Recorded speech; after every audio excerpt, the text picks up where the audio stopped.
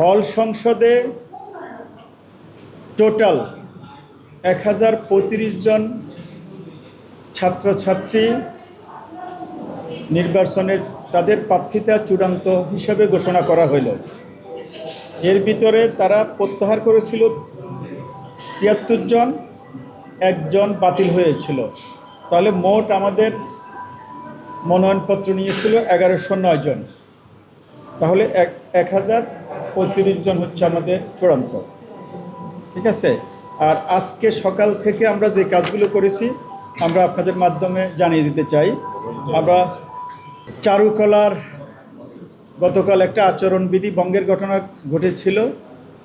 সে আচরণবিধির ভঙ্গের দায়ে একটা পক্ষ আমাদের কাছে আবেদন করেছিল। আমরা সেটা নিরসনের জন্য 2 সদস্য বিশিষ্ট একটা তদন্ত কমিটি গঠন করেছি। তারপরে হচ্ছে আরেকটা ইম্পর্টেন্ট খবর হচ্ছে আচরণবিধি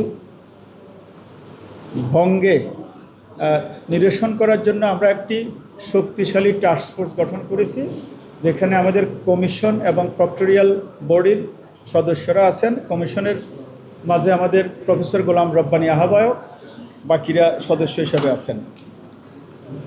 আর যে সকল নারী শিক্ষার্থী ভোটার তালিকায় তাদের ছবি প্রদর্শন করতে চায় না, তাদের জন্য আমরা সময় দিয়েছিলাম। তারা মোটামুটি উল্লেখযোগ্য সংখ্যক মানে প্রায় 400-র মতো ছাত্রী তারা তাদের ভোটার তালিকায় ছবি প্রদর্শন করতে চায় না, এই মর্মে তথ্য দিয়েছে। আমরা ব্যবস্থা গ্রহণ করার জন্য আইসিটিকে অনুরোধ করেছি। এক্সট্রিম মশার কয়েল প্ল্যান্ট ফাইবার দিয়ে তৈরি, ডেঙ্গু চিকুনগুনিয়া বাহি সহ যে কোনো মশার বিরুদ্ধে দেয় এক্সট্রিম সুরক্ষা। এদিকে ভোটারদেরকে ভোট সম্পর্কে সচেতন করার জন্য আমরা টেলিভিশন, ফিল্ম অ্যান্ড ফটোগ্রাফি বিভাগের চেয়ারম্যান সহ কমিশনের সাথে একটা মিটিং করে একটা টিউটোরিয়াল ভিডিও তৈরির জন্য আমরা প্রস্তুতি নিচ্ছি। চলমান পরীক্ষার বিষয়ে একটা দাবি আসছিল, যেটা আমরা অলরেডি 8, 9, 10 তারিখের কথা বলেছি। ইউনিভার্সিটি সিদ্ধান্ত নিয়েছে। এরপরও ছাত্রছাত্রীরা চায় আরও আগ থেকে পরীক্ষাটা যাতে শিফট করা হয়।